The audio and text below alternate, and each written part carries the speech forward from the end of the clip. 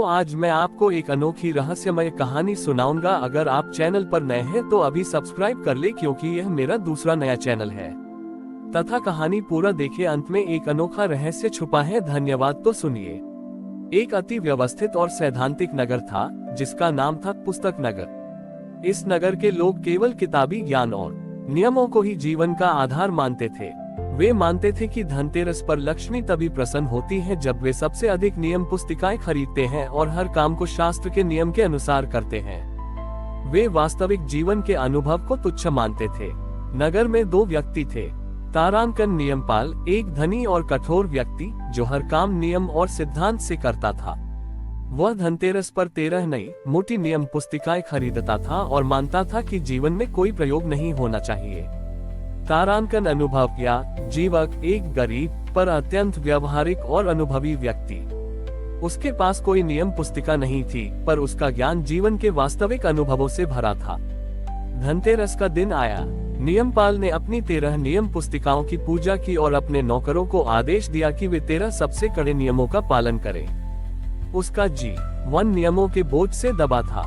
जीवक की पत्नी ने उदास होकर पूछा, स्वामी, हर कोई नियम और सिद्धांत खरीद रहा है, आपके पास तो कोई पुस्तक नहीं है, क्या हमारा धनतेरस सफल होगा? जीवक ने मुस्कुराते हुए अपनी उंगलियों को देखा जो वर्षों के काम से सख्त हो गई थी।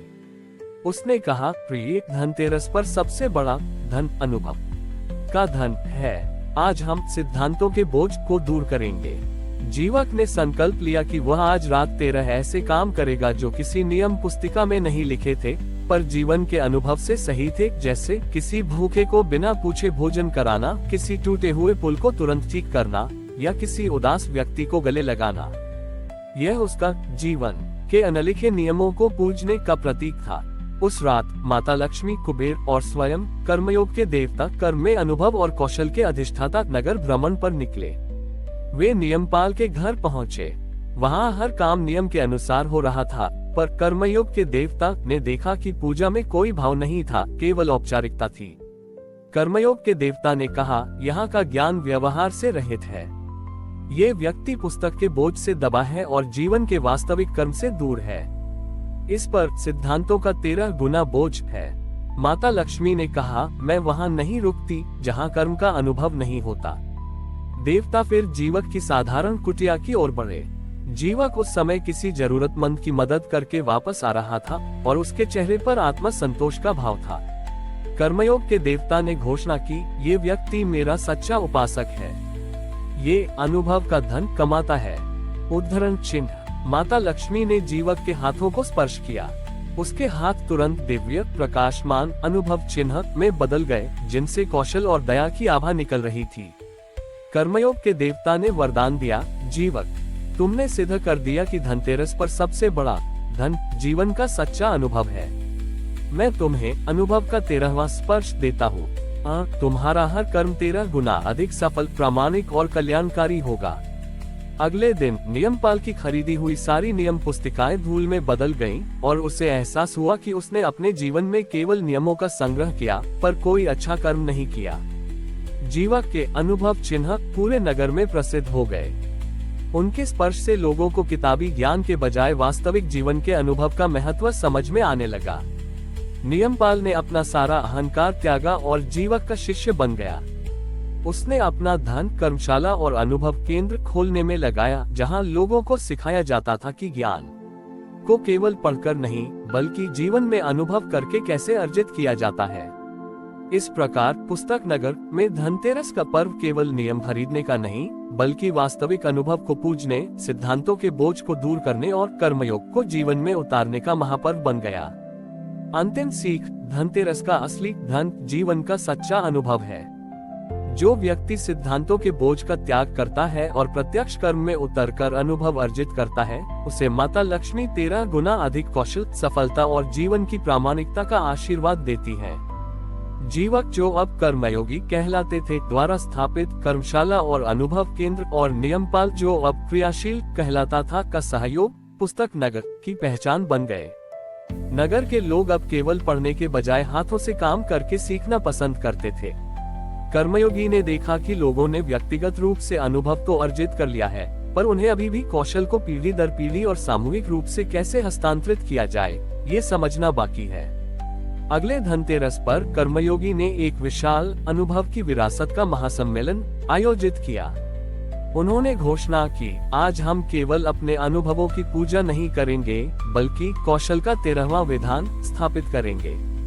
हमें ये सुनिश्चित करना होगा कि हमारे द्वारा अर्जित हर कौशल 13 वर्ष छोटे किसी व्यक्ति को निस्वार्थ भाव से सिखाया जाए। इस महासम्मेलन में हर नागरिक ने अपने सबसे मूल्यवान कौशल, एक किसान ने बीज बोने का कौशल, एक लोहार ने धातु गढ़ने का कौशल, एक माँ ने परिवार पालने का कौशल को 13 छोटे उपकरणों के रूप में किसी युवा शिष्य को सौंपा। ये पीढ़ीगत जिम्मेदारी का प्रतीक था। जब यह अनुष्ठान पूरा हुआ तो अनुभव चिन्ह जीवक के हाथ से एक सामूहिक ऊर्जा निकली, जिसने सभी छोटे उपकरणों को छू लिया।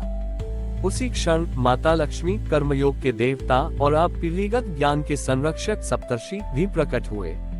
सप्तर्षियों ने कर्मयोगी को आशीर्वाद दिया और कहा, पुत्र, तुमने ज्ञान को विरासत से जोड़ा है। तुम्हारा कौशल का 13वां विधान ही मानव सभ्यता को सुरक्षित रखने वाला सबसे बड़ा धन है। कर्मयोग के देवता ने घोषणा की, आज से पुस्तक नगर का हर कौशल 13 गुना अधिक प्रभावशाली और स्थायी होगा, क्योंकि अब वह निस्वार्थ भाव से सिखाया जा रहा है।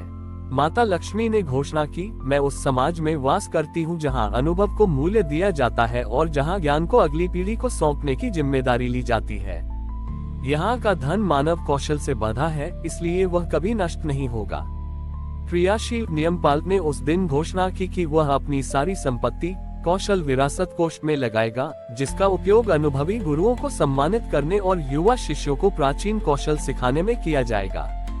इस प्रकार पुस्तक नगर में धनतेरस का पर्व केवल व्यक्तिगत समृद्धि का नहीं, बल्कि कौशल को पूजने, अनुभव को विरासत बनाने और पीढ़ीगत जिम्मेदारी निभाने का महापर्व बन गया। धनतेरस का असली धन अनुभव और कौशल की विरासत है। कौशल का 13वां विधान हमें सिखाता है कि अपने ज्ञान और कौशल को अगली पीढ़ी को सौंपकर ही हम 13 गुना अधिक सार्थक, सम्मानित और स्थायी रूप से समृद्ध होते हैं। हमारी और भी आध्यात्मिक एवं अनोखी कहानियां देखने के लिए हमारे चैनल पर जाएं तथा धार्मिक एवं पौराणिक अनोखी कहानियां हमारे चैनल पर है। कृपया जाके देखें तथा हमारे चैनल को सब्सक्राइब करके रखें और वीडियो लाइक जरूर करें। धन्यवाद।